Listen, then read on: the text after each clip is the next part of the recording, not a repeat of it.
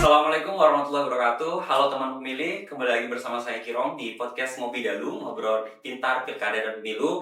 Dan pada kesempatan kali ini kita sudah kedatangan narasumber yang luar biasa dari masing-masing profesi yang berbeda. Dan sudah bersama dengan kita Ibu Meli Tiani, SPSI, MPSI, psikolog selaku anggota KPU dan Ketua Divisi Sosdikti Parmas dan SDM. Dan juga sudah bersama kita juga ada Pak Agi Santri, SEM Park, Direktur Politeknik Belitung. Halo, apa kabar Pak? Bu? Alhamdulillah. Baik ya. Kita ngobrol santai-santai aja lah ya. Mungkin sebelum kita mulai ke pembahasan kita pada hari ini, nah kita mengusung tema kolaborasi demokrasi KPU Politeknik Belitung untuk pemilih berdaya. Nah, sebelum kita membahas lebih lanjut terkait tentang tema kita pada kali ini, mungkin bisa diperkenalkan secara singkat biografi dari masing-masing narasumber. Mungkin dari Bu Meli dulu, boleh Bu? Halo teman pemilih semuanya, perkenalkan saya Mary Tiani, SPSI MPSI psikolog. Tapi saya nggak jadi psikolog, saya hari ini anggota KPU Kabupaten Belitung, Divisi Sosialisasi, Partisipasi Masyarakat, dan Sumber Daya Manusia. Dan boleh? Oke, saya Agi Santri, SEM Park. Saya Direktur Politeknik Belitung. Selain direktur juga saya seorang dosen untuk program studi di tempat usaha perjalanan wisata. Oke, luar biasa. Luar biasa, masing-masing mempunyai profesi yang berbeda. Namun pada kali ini Bu Meli walaupun lulus psikolog tapi ini saat ini sebagai anggota KPU. Dan Pak Agi sebagai dari Direktur Politeknik Belitung. Nah, mungkin kita langsung ngobrol ya Bu ya. Kita mulai dari Bu Meli dulu ya. Kalau Ibu kan divisi Sosdikti Parmas SDM. Kita tapi bahasnya lebih ke Sosdikti sama Parmasnya. SDM-nya mungkin di lain kesempatan ya Bu ya. Oke. Nah, seberapa penting pendidikan pemilih dalam meningkatkan kualitas demokrasi menurut Ibu? Oke, kalau kita bicara pendidikan pemilih, tentunya kan nanti bicara tentang partisipasi ya tentunya. Nah, partisipasi masyarakat. Karena salah satu indikator kesuksesan pemilu atau pilkada itu adalah tingkat partisipasi sebenarnya kan gitu. Nah, jadi kalau ukuran partisipasinya misalnya di bawah 50%, setengahnya ke bawah itu bisa dikategorikan kurangnya antusias masyarakat. Itu kan berarti pilkadanya kualitasnya itu agak kurang gitu ya. Nah, jadi sangat penting sekali kita untuk meningkatkan partisipasi. Itu salah satu caranya dengan pendidikan pemilih dan sosialisasi gitu. Sosialisasi pendidikan pemilih. Tentunya kalau kita bicara sosialisasi, KPU Kabupaten Belitung itu sudah melakukan banyak sosialisasi gitu ya Pak Direktur ya. Banyak sekali sosialisasi yang sudah kita lakukan. Tentunya sosialisasi ini apakah ide-ide kita? Tentunya tidak juga gitu, karena memang KPU ini kan vertikal, jadi dia sudah ada PKPU-nya. Misal kita harus sosialisasi menyangkut segmen disabilitas, kemudian segmen pemilih pemula, kemudian segmen lansia gitu. Nah, itu semua kita turunkan dalam bentuk berbagai macam kegiatan gitu. Tapi untuk bagian-bagiannya itu sudah ditentukan dalam PKPU. Misalnya kita pemilih pemula mahasiswa gitu ya. Nah, tentunya kita kalau mengadakan sosialisasi misalnya tatap muka gitu di ruang di aula atau apa itu kan bosen ya, sangat membosankan. Apalagi dulu saya sebagai mahasiswa ya, aduh bosan apa sih dengerin orang gitu ngomong. Nah, jadi kita buat lebih kreatif. Misal kita kayak kemarin kita ngadain di warung kopi. Di warung kopi kita ngobrol santai, berdiskusi. Nah, tentunya itu berdampak cukup signifikan terhadap antusias gitu. Seperti itu. Baik, terima kasih Bu Meli. Ya, jadi tadi memang pendidikan pemilih itu penting karena itu tadi kita akan melihat partisipasi dari pemilu nanti atau pemilihan nanti kan.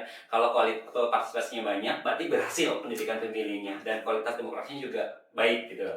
Dan mungkin kita menyambung ke pendidikan pemilih karena Pak Agi ini selaku Direktur Politeknik Belitung. Mungkin ada yang ditanyakan bagaimana Politeknik Belitung melihat peran kampus dalam membangun kesadaran demokrasi dan literasi politik mahasiswa. Mungkin bisa disambungkan ya. Sebenarnya kalau kampus itu kan rumah bagi ilmu pengetahuan. Betul. Jadi di situ berkumpulnya berbagai ilmu pengetahuan, baik itu yang mereka dapat secara akademik maupun secara pengalaman. Nah, termasuk juga di dalamnya adalah ilmu politik itu sendiri. Kalau dulu orang beranggapan politik itu kotor, hari ini kampus melihatnya bahwa politik itu adalah satu-satunya cara kita membangun negara kita dan mengelola peradaban untuk kita bersama. Jadi kampus tentunya selalu membekali mahasiswa dengan khazanah ilmu pengetahuan sehingga mereka bisa menjadi pemikir. Karena kampus bukan hanya untuk menciptakan pekerja, tapi juga pemikir. Dalam hal ini berpikir untuk bagaimana menghasilkan pemimpin yang baik untuk mengelola masyarakat di wilayahnya. Baik. Ya, luar biasa memang peran kampus itu terlalu penting dalam apalagi ini partisipasi pemilih yang pemula untuk anak SMA. Kemudian mahasiswa juga punya peran penting dalam meningkatkan partisipasi politik dan pemahaman tentang politik ya Bu ya. Dan kalau dilanjutkan lagi ke Pak Agi, apakah kampus memiliki program atau kegiatan untuk membantu mahasiswa sebagai pemilih kritis dan aktif? Tentunya pasti ya, kampus itu rumah bagi mereka untuk berdialog, berbagi informasi dan pemikiran. Jadi di kampus itu ada yang namanya organisasi mahasiswa, baik itu BEM ataupun Dewan Eksekutif Mahasiswa.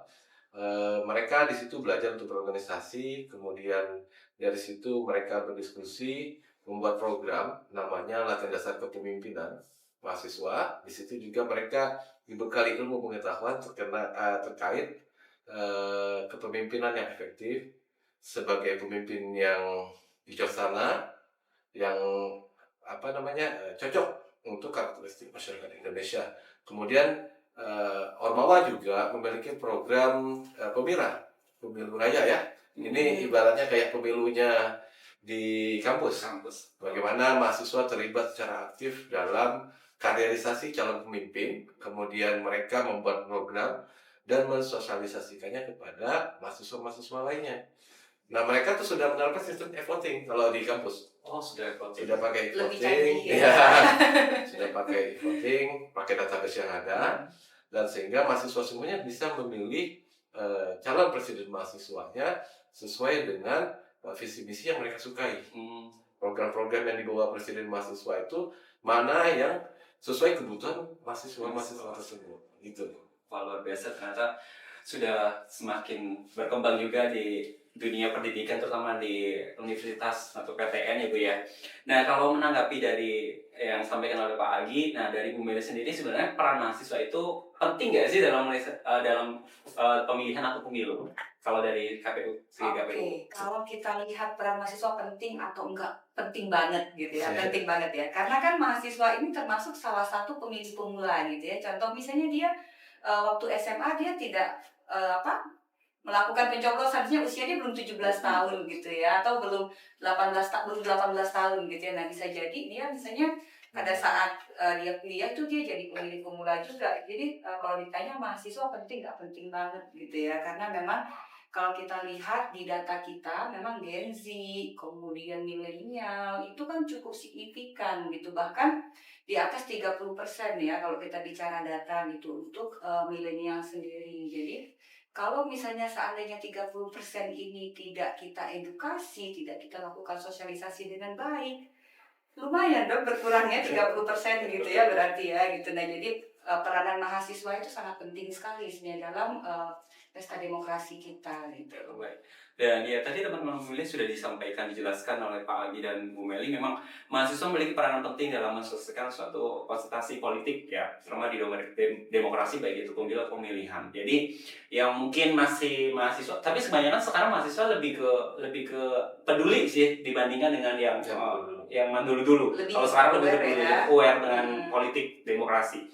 Nah, kalau dari KPU sendiri Bu Meli, untuk meningkatkan pemahaman masyarakat nih, kan kita taunya masyarakat kan pemilihan itu cuma 5 tahun sekali nih. Nah, peranan KPU tuh memberikan pemahaman masyarakat kan tidak hanya pas hanya tahapan ya, pasti kan udah jauh-jauh harinya. Betul. Apa aja yang sudah dilakukan KPU untuk meningkatkan pemahaman masyarakat itu sendiri? Oke, kalau kita bicara mengedukasi masyarakat itu tentunya nggak pas mau pilkada aja gitu. Orang kan taunya KPU itu pas mau pilkada aja ditampilnya atau sosialisasinya gitu. Sebenarnya nggak kayak gitu. Jadi KPU itu sudah melakukan sosialisasi, edukasi itu jauh hari sebelum tahapan. Contohnya kita lakukan pada hari ini gitu ya.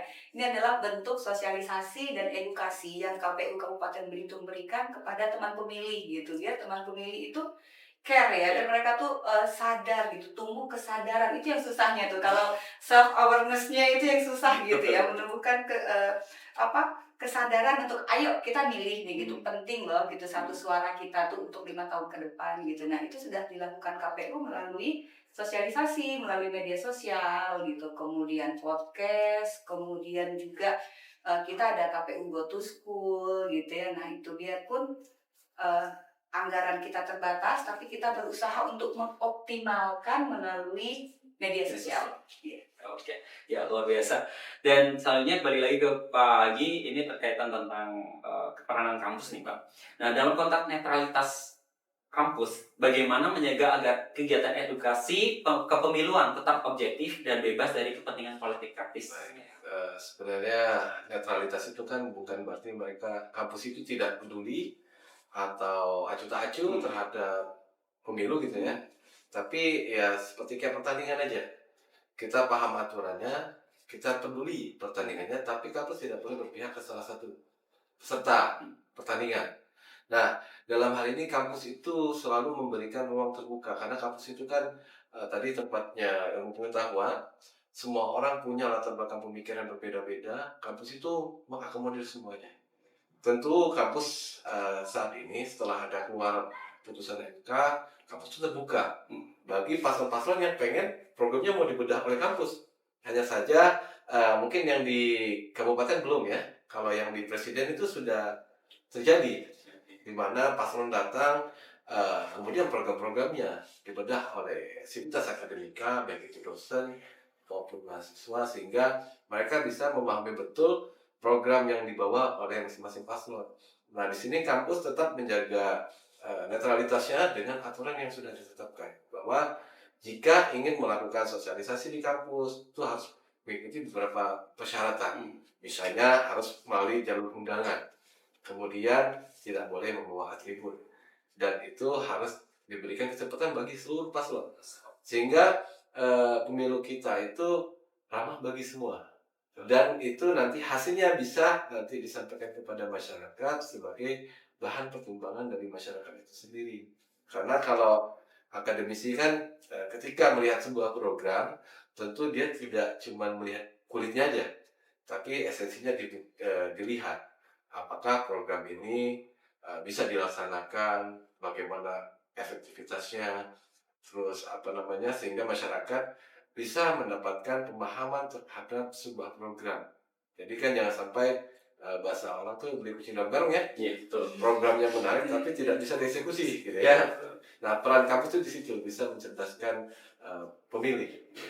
Ya, jadi memang kalau kita katakan salah satu peran penting juga dari mahasiswa atau kampus memang salah satunya itu.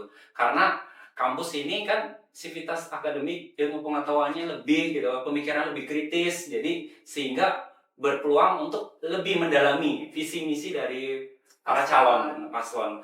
Nah, kalau dari segi dari Bu Meli sendiri bagaimana tanggapan? Kadangkala mungkin yang sering terjadi banyak yang berita hoax ataupun banyak yang misalkan mahasiswa yang ditunggangi oleh politik ini, paslon itu tanggapan dari KPU seperti apa? Oke, kalau KPU melihatnya memang mahasiswa ditunggangi gitu ya dari A, B, C. Tapi balik lagi seperti yang disampaikan dari Pak Direktur tadi, pada dasarnya kampus itu kan dia melakukan secara adil kepada setiap paslon gitu ya. Jadi semua paslon itu mempunyai haknya untuk melakukan sosialisasi di kampus itu gitu. Jadi bukan cuma si paslon A aja nih yang diundang, tapi juga harus adil A, B, C. Ketika kita melihat mahasiswa ditunggangi kan setiap orang itu mempunyai hak pilihnya. Nah, kemudian kita juga tidak bisa memaksakan mereka untuk hanya berfokus ke paslon A gitu. Mereka pasti punya hak pilihnya sendiri gitu. Nah, jadi ketika kita bicara ditunggangi itu lebih ke personal sebenarnya ya, bukan ke ranah kampusnya. Karena kalau kampus pasti mereka sudah memberikan kesempatan yang sama seperti yang disampaikan Pak Direktur tadi gitu. Jadi lebih ke personal kalau saya Oke, siap. Nah, kalau dari Pak Agi sendiri bagaimana Pak melihat ya mungkin setiap pas tahapan atau pas konsultasi politik pasti sering terjadi omong-omongannya seperti itu ya dari masyarakat. Itu bagaimana tanggapan? Sebenarnya itu kan bukan hanya di Belitung atau di Bangka Belitung, di nasional pun begitu. Iya. Ada yang bilang ini kampus ini partainya ini, Ada warnanya partainya ini. kampus ini ya. Wah, ini forum rektor ketika forum profesor ketika bikin statement, wah ini ditunggangi si warna ini, ya, gitu ya. Iya. Saya rasa kampus tetap netral ya. Kampus mereka punya nilai akademis ya yang harus dijunjung gitu ya. Kemudian saya setuju dengan Bu Meli juga tadi bahwa setiap pribadi yang ada di Indonesia mereka punya preferensi politik sendiri. Ketika mereka di luar lingkup akademik, ya mereka sebagai warga negara Indonesia yang bisa berpartisipasi pada politik ya. Itu silakan saja. Tapi ketika masuk ke dalam lingkup akademik, maka ada peraturan akademik yang mengikuti. Jadi sehingga mereka harus mematuhi aturan-aturan yang berlaku di lingkup akademik. Di luar itu is okay aja. Oke, siap. Jadi personal memiliki preferensi terhadap pilihannya sendiri, tapi tidak bisa mengatasnamakan Betul. kampus atau akademik. Oke, siap. Nah, lanjut lagi ke Bu Meli. Kalau ngomongin partisipasi pemilih tadi sudah disampaikan, itu sangat penting ya Bu ya. Nah, sering menjadi indikator kesuksesan pemilu. Bagaimana KPU meningkatkan antusiasme masyarakat agar mau menggunakan hak pilih? Ini yang menjadi PR setiap tahapan. Iya. Karena agar setiap pemilu atau pemilihan dari tahun ke tahun pasti meningkat. Nah, mungkin dari tanggapan dari Bu Meli sendiri seperti apa yang sudah dilakukan dan akan dilakukan? Oke, kalau kita melihat tentunya kan kita harus bicara data nih gitu. Kalau kita melakukan sosialisasi, kita harus lihat dulu nih datanya. Pemilih kita nih banyaknya di mana?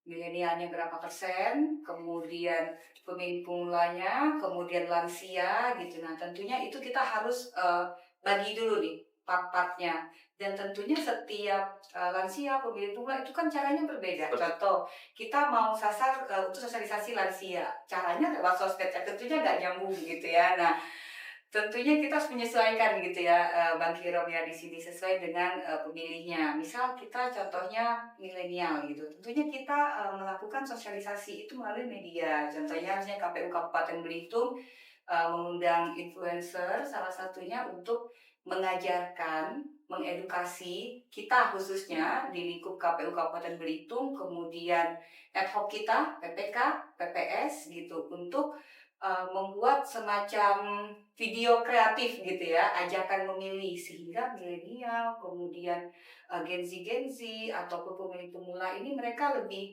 aware gitu. Oh iya ya, kita tuh mau ada pilkada ya. Mereka kan banyak menggunakan sosmed ya daripada baca koran kayaknya gitu ya. Sekarang itu kalau bicara baca koran kan sudah jarang ya. Makanya kalau kita lihat, kalau mungkin dulu-dulunya sosialisasi itu banyaknya di media cetak gitu. Media cetak dulunya misalnya di koran gitu. Nah, kalau sekarang media cetak itu sudah mulai agak berkurang, kita geser ke tadi YouTube gitu ya, Instagram, Facebook, WhatsApp gitu seperti itu. Kemudian juga misalnya kita mau sasar pemilih lansia. Ya tentunya kalau kita lihat di Belitung ini radio juga masih, kalau di daerah-daerah agak pinggiran Belitung itu masih menggunakan radio gitu ya. Kita juga melakukan sosialisasi di radio-radio karena biasanya kan orang-orang tua gitu ya banyak pakai radio juga. Jadi berarti kalau untuk itu kita menyasarnya lewat radio. Kemudian tentunya di tahun 2024 kemarin khususnya pilkada kita melakukan sosialisasi di semua desa kelurahan yang mungkin sangat jarang terjadi gitu ya, karena kita punya 49 desa kelurahan, kalau dibagi setiap hari satu, wah lumayan ya for Kabupaten Belitung gitu ya. Jadi kita ubah strateginya, kita menggunakan PPK dan PPS. Jadi misalnya di satu daerah itu masyarakatnya berkebun. Kalau kita melakukan sosialisasi itu di pagi hari tatap muka, nggak akan ada yang datang. Mendingan orang ke kebun gitu ya. Nah, jadi disesuaikan, dibuatlah malam sosialisasinya. Misalnya manggil campak hiburan rakyat gitu ya, sehingga masyarakat itu antusias datang, kita lakukan sosialisasi di situ gitu. Nah itu kita kerahkan ke PPK dan PPS karena mereka yang punya wilayah, mereka tahu desanya itu seperti apa gitu. Seperti itu sih salah satunya. Jadi memang KPU sudah mulai mensegmentasikan mana pemilih sesuaikan dengan segmennya juga, caranya juga disesuaikan ya Bu ya. Nah kalau kita menyambung dari Bu Meli, Pak Agi ini, jika kau berkolaborasi dalam sosialisasi pemilu, bentuk kegiatan seperti apa yang paling ideal dengan kampus? Sebenarnya KPU itu kan punya data, sedangkan kita punya daya ya, SDM-nya kan. Nah, ini kolaborasi ini sebenarnya bisa sangat baik antara KPU dengan kampus. Di kampus ini kan ada mahasiswa. Mahasiswa ini sering sekali melakukan pengabdian kepada masyarakat.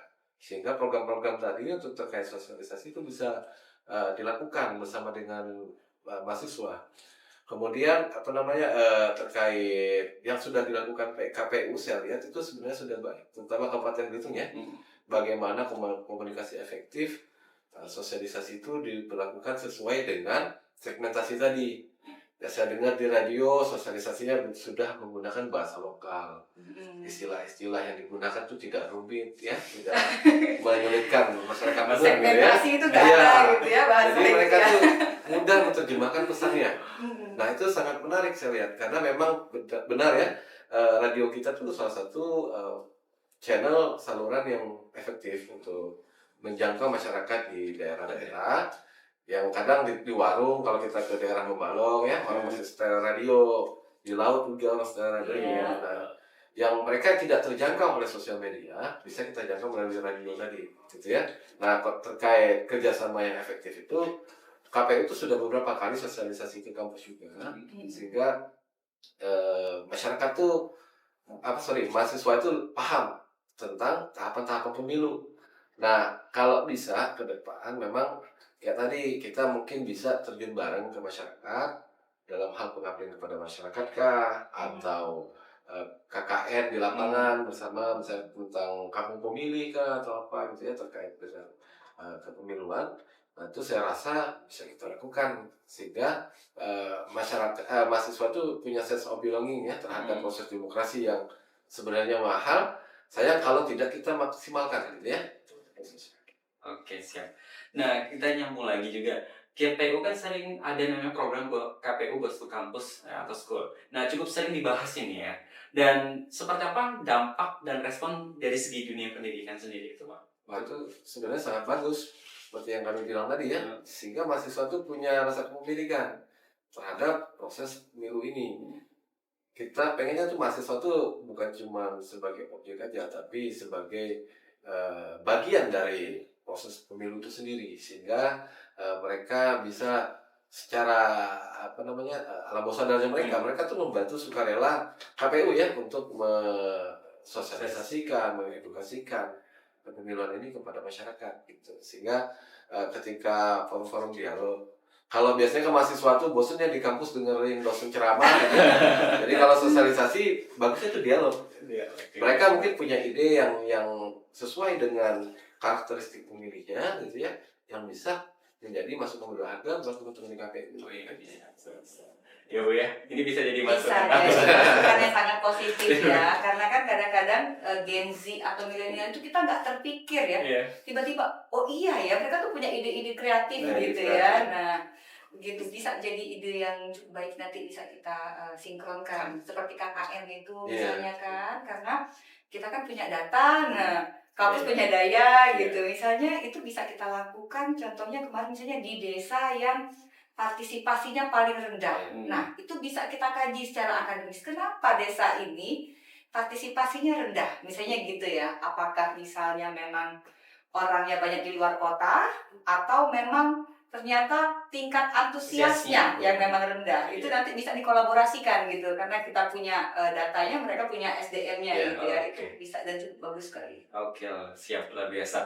Nah, dari yang tadi kita sudah bahas, kita sampai di segmen terakhir, Bu. Wah. Kita ada beberapa pertanyaan, dan ini pertanyaannya sama untuk kedua narasumber.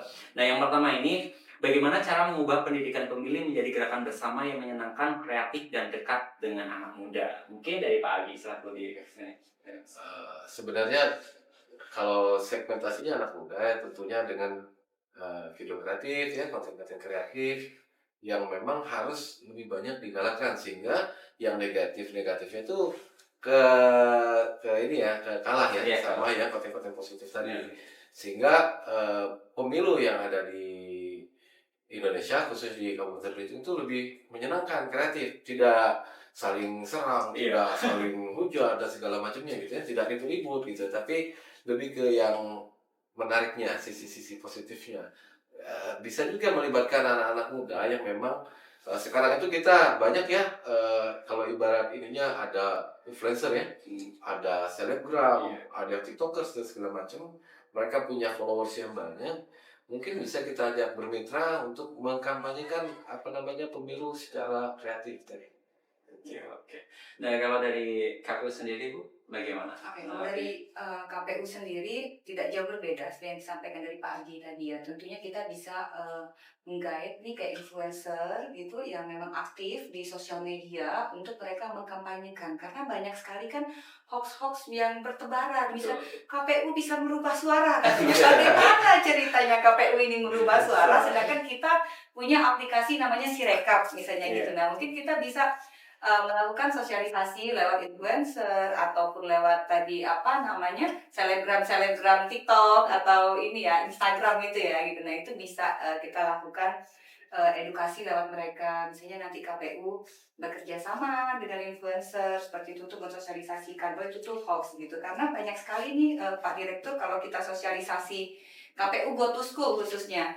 Kalau pilkada, uangnya ambil, orangnya nggak usah pilih. Kalau ada yang ngasih gitu, apa namanya, uangnya diambil, nggak ambil dong Bu, rugi. Kasih beras, ambil dong, rugi nggak diambil gitu ya. Nah itu kan apa namanya, salah satu hal yang salah ya. Itu bisa kita edukasi sebenarnya lewat sosial media. Karena kan banyaknya yang bilang begitu tuh pemilih pemula nih, anak-anak SMA gitu ya, yang masih mereka belum paham sebenarnya. Ambil uangnya, jangan coblos orangnya gitu kan. Nah jadi itu bisa kita sosialisasikan lewat influencer tadi. Oke, siap. Jadi memang ketika pas tahapan memang banyak sekali yang berita ataupun informasi-informasi yang tidak baik, negatif lah Bu ya. Jadi memang peran KPU maupun ya tadi bagaimanapun caranya supaya menghilangkan informasi negatif itu Bu. Karena memang kadang punya preferensi masing-masing kan. Paslon ini ribut akhirnya. Ya, Akhirnya ketika KPU seperti ini dianggap KPU lebih memihak, padahal salah satu. ya padahalnya memang KPU itu netralitas karena kita ada aturannya sesuai dengan aturan yang ada Bu ya. Nah itu memang peran media sosial Bu ya, kita kreatif itu memang harus penting supaya informasi negatif tidak bisa berkembang. Itu luar biasa lah. Oke, selanjutnya ada apa pesan untuk masyarakat terutama pemilih pemula dan generasi muda? Mungkin dari pemilih dulu. Oke, khususnya dari saya selaku Ketua Divisi Sosialisasi, pesannya kepada generasi muda dan pemilih pemula khususnya, jangan termakan hoax, gunakan hak suaranya, jangan sampai kita menyesal tidak menggunakan hak suara kita, karena ada istilah kita tuh 5 menit untuk 5 tahun. Jadi datang ke TPS, gunakan hak suaranya. Oke, luar biasa. Kalau dari ini, pesan untuk anak muda ya. Iya. Saya rasa mereka tadi sama juga, jangan mudah termakan hoax. Kalau kami di lingkungan akademik, itu kalau cari sumber berita atau informasi itu kita lihat sumbernya, dipercaya atau tidak. Kalau pakai WordPress itu nggak bisa dipercaya. Kalau di akademik ya, kalau pakai Wikipedia nggak bisa dipercaya. Begitu juga dengan media-media. Jadi kita harus bisa memilih berita-berita yang memang faktual sesuai data dan segala macamnya, dan kita harus sering-sering cross check sehingga tidak termakan hoax tadi, sehingga para pemilih pemula ini bisa menentukan pilihan dengan jernih. Karena tadi satu pilihannya mereka itu menentukan nasib mereka selama 5 tahun. 5 tahun itu akan berpengaruh sama hidup mereka. Jangan dipikir nggak ngaruh 5 tahun, nggak pilih juga nggak ngaruh. Yang itu berpengaruh. Apa-apa yang akan kalian alami selama 5 tahun itu adalah buah dari kebijakan pemimpin terpilih. Jadi ayo ya, kalau nanti pada saat pemilihan dipelajari calonnya, dilihat program-programnya, mana yang menurut hati nurani kalian, menurut pemikiran kalian yang paling sesuai dengan kebutuhan masyarakat, khususnya untuk anak-anak muda. Ya, saya rasa itu bisa menjadi pilihan mereka ke depannya. Jadi pemilihan cerdas. Ya, harus. Itu wajib ya. Dan pertanyaan terakhir untuk kedua narasumber, apa harapan ke depan untuk pemilu dan pendidikan demokrasi di Indonesia? Mungkin dari Pak. Sebenarnya sejauh ini pemilu sudah menarik ya, karena tingkat partisipasinya juga semakin baik. Mungkin nanti lebih diperkuat lagi bagaimana masyarakat itu bisa terlibat dalam proses penyelenggaraan pemilu. Ya tadi dengan ad hoc ya, lembaga ad hoc. Ad hoc, Ya, ya. lembaga ad hoc, dan mereka tuh bisa menjadi garda terdepannya kita gitu ya, untuk mengkampanyekan seluruh aktivitas pemilu secara positif, mengkampanyekan tadi yang tahapan-tahapan pemilu, terutama pada orang tua ya, yang mungkin mereka bingung, apalagi yang kalau legislatif, namanya banyak. Legislatifnya Surat mana, suaranya iya, banyak gitu ya. begitu mereka masuk kotak suara ada 4 bar gitu ya kan. Dan itu mungkin edukasi untuk yang orang tua, memudahkan mereka. Syukur-syukur nanti kalau yang disabilitas tuh ada layanan khusus ya. Ada layanan khusus. Layanan khusus sehingga mereka juga bisa menyampaikan hak suara mereka gitu ya. Itu sih harapan ke depan. Oke, luar biasa. Nah, dari Bu Meli bagaimana? Oke, kalau harapannya kebetulan memang saya ketua divisi sosialisasi, tentunya pengennya partisipasinya lebih meningkat lagi gitu, partisipasi lebih meningkat lagi setiap tahunnya, karena memang indikatornya itu kan tadi ya, ketika memang partisipasinya meningkat, pasti pemilunya juga berkualitas gitu kan. Nah, jadi kalau saya sih memang harapannya bagaimana cara meningkatkan partisipasi masyarakat itu gitu. Nah, terkait tadi yang Pak Adi sampaikan terkait disabilitas, KPU Kabupaten Belitung khususnya dan seluruh KPU RI juga, kita memang khusus disabilitas itu memang ada alat khususnya, dia tunanetra disiapkan regulernya, kemudian misalnya dia disabilitas intelektual, dia ada pendampingnya gitu. Bahkan kalau yang sakit itu biasanya kita memang bawa surat suara itu bersama TPPS, kemudian KPPS-nya, kemudian biasanya didampingi oleh penjaga TPS ataupun dari pihak kepolisian, itu didatengin ke rumah gitu untuk dia memberikan hak suaranya, karena memang disabilitas itu tidak ada perbedaan, sama saja mereka juga berhak memberikan hak suaranya seperti itu. Oke, luar biasa ya teman-teman pilih. Tidak terasa kita sudah lumayan panjang ngobrolnya. Kita dari segmen terakhir tadi, pertanyaan terakhir, dan mungkin bisa saya simpulkan dari perbincangan ataupun podcast kita kali ini, bahwasanya tadi sudah disampaikan oleh Pak Agi terkait peranan kampus ternyata sangat penting, di mana mahasiswa juga mempunyai peranan untuk bisa lebih memberikan pemahaman pada masyarakat, terutama secara ilmu pengetahuan dia lebih gitu kan, dan lebih kritis juga. Jadi ketika ada paslon yang memiliki visi misi, bisa lebih dibedah lagi dan bisa menyampaikan kepada masyarakat bahwa pemimpin yang paslon ini seperti ini, ataupun tapi tidak menuntut untuk harus memilih sesuai karena masing-masing punya preferensi masing-masing.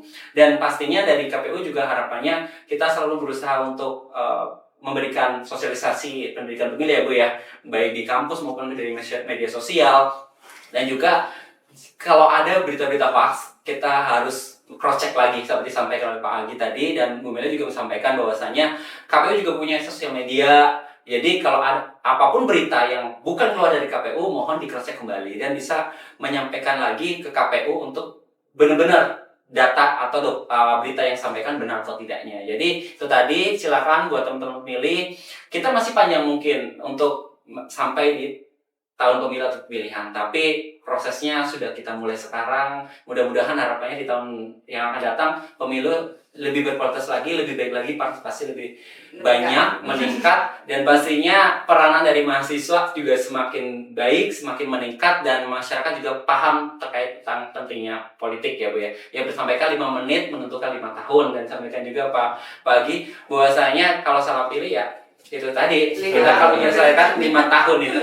Jadi buat teman-teman pilih, terima kasih banyak, dan terima kasih sudah support kami. Kita sudah banyak episode yang sudah kita tayangkan Bu Mel, dan ini menjadi tayangan baru, dan mudah-mudahan selalu support teman-teman pilih dan masyarakat untuk memfollow media sosial KPU Belitung, kemudian subscribe dan juga like dan komen di YouTube KPU Belitung, dan mudah-mudahan setelah tayangan ini banyak insight yang bisa didapatkan dari masyarakat Belitung. Terima kasih Pak Agi dan Bu Meli sudah menyempatkan waktu pada kesempatan kali ini, dan buat teman pilih terima kasih banyak. Mohon maaf bila ada salah-salah kata saya Pak sebagai host, dan juga Pak Agi atau Bu Mel kepada teman-teman pilih. Terima kasih. Kami akhiri. Wassalamualaikum warahmatullahi wabarakatuh. Sampai jumpa.